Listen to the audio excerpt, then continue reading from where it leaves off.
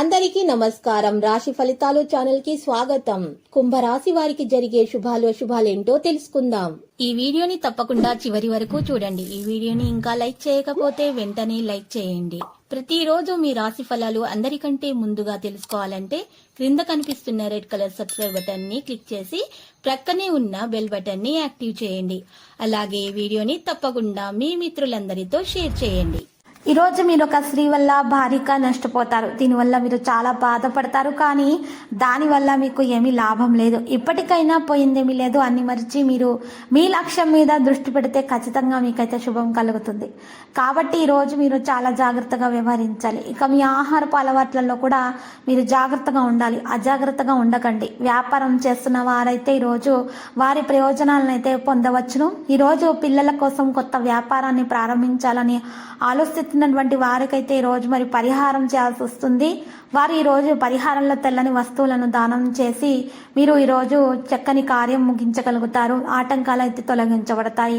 చాలా లాభదాయకంగా అయితే ఉంటుంది. కొన్ని ఇబ్బందులు అయితే ఎదురైనప్పటికీ కూడా మీరు మీ తెలివితేటలతో దాని నుండి బయటపడగలుగుతారు. మీరు ఈరోజు ఏదైనా సమస్యను ఎదుర్కొంటే మీ మధురమైన ప్రవర్తన అయితే కొనసాగించాల్సి ఉంటుంది. సాయంత్రం ఇంట్లో పూజ, వాహనం తదితర కార్యక్రమాలను నిర్వహించవచ్చును. వ్యాపారస్తులు ఈరోజు ఏదైనా రిస్క్ తీసుకుంటే మంచి ప్రయోజనాలను అయితే పొందుతారు. పరిహారంలో ఈరోజు తల్లిదండ్రుల ఆశీస్సులు కూడా మరి తీసుకోవాలి. ఆర్థిక పరిస్థితుల్లో మెరుగుపడతాయి. స్త్రీలకు పని వాళ్ళతోటి ఇబ్బందులు కూడా కొన్ని అధికమవుతాయి అనిపిస్తుంది. రావలసినటువంటి బాకీలు కొన్ని వసూలవుతాయి. చేపట్టిన పనులు సకాలంలో పూర్తి చేయగలుగుతారు.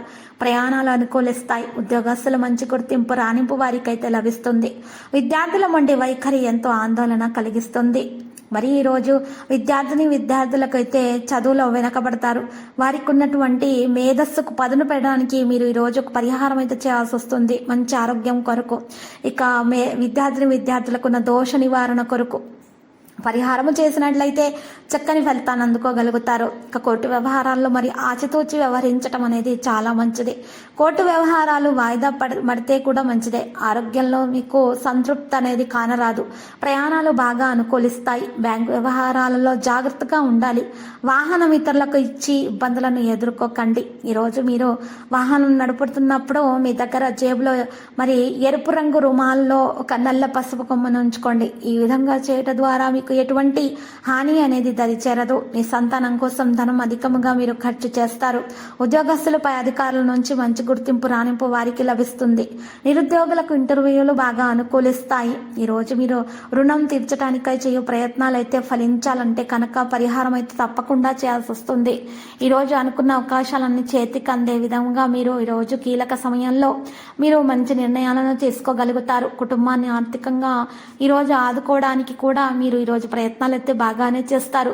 అవివాహితులకైతే మంచి వివాహ సంబంధాలు అయితే కుదురుతాయి. సంతానం లేని వారికి సంతాన పరంగా మంచి శుభవార్త వినే పరిస్థితులు కూడా మరి గోచరిస్తున్నాయి. అనుకూలమైనటువంటి ఫలితాలు కూడా గోచరిస్తున్నాయి. ఆత్మీయులు అనుకున్న వారి ఆప్యాయత మీద మరియు అనుకున్నటువంటి ఆత్మీయుల యొక్క ఆప్యాయత మీరు సంపాదించేటటువంటి ధనం పైన ఆధారపడి ఉందని మీరు ఈరోజు గ్రహిస్తారు. నిజమైనటువంటి ప్రేమ కోసము పరితపిస్తూ ఉన్నారు. మీకు తొందరగానే మరి నిజమైనటువంటి ప్రేమ అందబోతుంది. మీరు చింతించాల్సినటువంటి అవసరం అయితే లేదు. ఆత్మీయులను మాత్రం నమ్మి మోసపోకూడదు మీరు, లేకపోతే మాత్రం మీకు చాలా బాధ కలుగుతుంది. ఆరోగ్యపరమైనటువంటి సమస్యలను తొలగించుకోవడానికి మాత్రం మీరు తప్పకుండా తగిన జాగ్రత్తలు అయితే తీసుకోవాల్సి ఉంటుంది. ఇక కీళ్ళ నొప్పులు బాధిస్తూ ఉంటే గనక వాటిని మాత్రం అశ్రద్ధ చేయకూడదు.